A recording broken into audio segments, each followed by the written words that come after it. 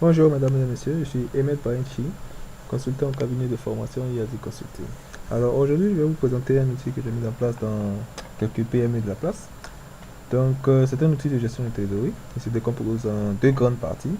La première partie qui concerne la passation des écritures, c'est que lorsqu'on émet des chèques ou des ordres de virement, il faut les saisir, ou encore lorsqu'on reçoit des chèques de nos clients, on va les saisir. Et la deuxième partie concerne les zones d'analyse et de simulation. C'est-à-dire c'est là qu'on va suivre au jour le jour notre situation de trésorerie et faire des simulations en fonction de nos conditions bancaires, en fonction des dates de valeur qui nous sont appliquées. Voilà. Donc, on va commencer par la première partie. On va d'abord passer des écritures, c'est-à-dire qu'on va se mettre dans le cas d'une émission de chèque que nous allons émettre. Alors, lorsque l'entreprise émet un chèque, ce chèque-là sera accompagné d'un bordereau d'émission de chèque qui sera validé par le responsable de la trésorerie, par le directeur financier. Alors, on va remplir ici ensemble notre bordereau d'émission de chèque. Ce bordereau qui sera transmis à la comptabilité. Alors, ici, le bénéficiaire, supposons Yazi Consulting, règlement de formation Excel. Le montant de la facture, supposons facture de 3 millions. Voilà. Le montant à payer, supposons que l'entreprise décide de régler un montant de 2,5 millions. Voilà.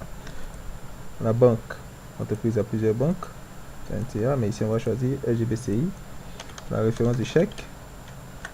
Le fournisseur ici, la liste des fournisseurs de l'entreprise est classée par ordre alphabétique. On peut le sélectionner par ordre alphabétique, voilà. Et ici, c'est Yazi Consulting, donc de S à Z. Donc, je viens chercher Yazi Consulting. Le numéro de facture, supposons que nous avons deux factures à régler, la facture 1475 du 04/05/2018 et la facture numéro voilà du 02/02/2018. Voilà, cependant que nous avons ces deux factures à régler qui font 1,5 million. La catégorie elle est propre à l'entreprise en question. Voilà, et la date du chèque. Voilà, 05/2018.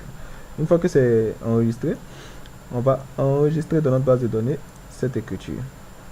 Voilà, vous voyez qu'une fois que c'est fait, cette tâche est faite, ici, dans la partie analyse des factures, automatiquement, cette case-là se remplit. Pour nous dire que cette opération a bien été enregistrée dans notre base de données et nous donne toutes les références. Donc, si vous avez oublié, par exemple, si vous aviez auparavant enregistré votre opération, vous n'avez qu'à regarder ici pour voir si cette opération avait déjà été passée. Ce bordereau-là sera transmis à la comptabilité avec en copie notre copie du chèque. On peut faire également accompagner ce bordereau-là de ce qu'on appelle une lettre d'accompagnement. Cette lettre d'accompagnement pourra être même remise à notre fournisseur, Yazi Consulting ici en l'occurrence, pour faciliter en fait le lettrage de notre comptabilité, le lettrage de notre compte fournisseur. Donc, la lettre d'accompagnement va récapituler en fait toutes les informations que nous avons saisies ici sur l'émission de chèque, notamment le fournisseur, la banque, le numéro du chèque, le montant, mais également la liste des factures qu'on aura saisies ici. Donc, on vient dans lettre d'accompagnement et on fait afficher les factures. Voilà. Une fois qu'on fait afficher les factures et qu'on clique là, vous voyez, il nous donne les numéros de facture et la date. Donc, il faut juste renseigner pour dire ici, pour dire que les 2,5 millions concernent une facture par exemple de 2 millions. Voilà. Et une autre de 500 000. Voilà, automatiquement. Une fois que ça c'est bon, il nous fait le total et on imprime.